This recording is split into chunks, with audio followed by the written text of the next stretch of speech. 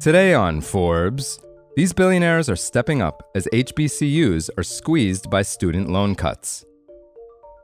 Antonio Sweeney relied on a mix of private and school scholarships, plus a federal Pell Grant for low-income students, to pay for his first 2 years at his dream school, Morehouse College, in Atlanta, the alma mater of Senator Raphael Warnock, Democrat of Georgia, and Martin Luther King Jr.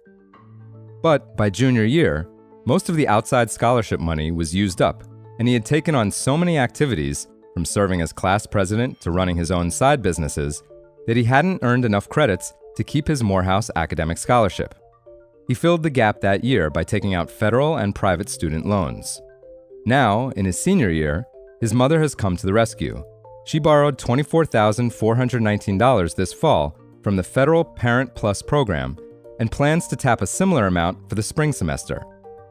His mother, Sylvia Triplett, a Flint, Michigan special education teacher still paying off her own student loans, says, quote, "We're almost at the finish line, and if this is what's needed to be done for him to complete his education, then as a parent, I'm willing to do it."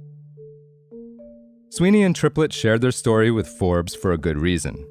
As part of President Donald Trump's so-called One Big Beautiful Bill Act, beginning next July 1st, new Parent Plus borrowers will be limited to $20,000 per school year and $65,000 over a student's school career.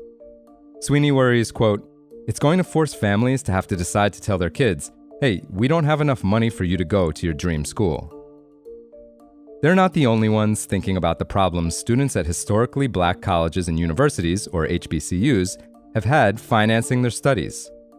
On October 13th, the Family Foundation of Arthur Blank, the owner of the Atlanta Falcons and co-founder of Home Depot, committed $50 million over the next 10 years to, quote, "gap" the scholarships for students at 4 Atlanta HBCUs. The grants are meant to fill financial shortfalls left after students have exhausted all their other scholarship, grant, and loan options, and will go mostly to juniors and seniors who might otherwise drop out for lack of funds. Blank had made smaller gifts to the schools before, for specific infrastructure or sports. But in an email to Forbes, he explained that, quote, "Through conversations with the college presidents, we continued to hear promising students were leaving school not because they couldn't do the work, but because they hit a financial wall. These aren't students who lack talent or ambition, but there is a gap between what aid they've received and what they actually need to stay enrolled and graduate."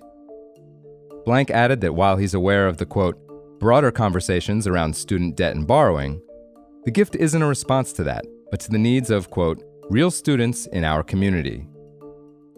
Meanwhile, private equity billionaire Robert F. Smith is planning to expand his Student Freedom Initiative, which now makes low-cost loans to HBCU undergraduates, to graduate students, who will be hit by the so-called One Big Beautiful Bill's new limits on graduate student loans.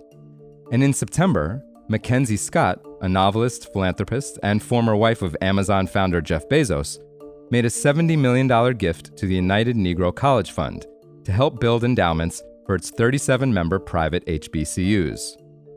Scott, Smith, and Blank are all Forbes 400 members and signatories of the Giving Pledge, a commitment from some of the world's richest individuals to give away the majority of their wealth during their lifetimes or in their wills.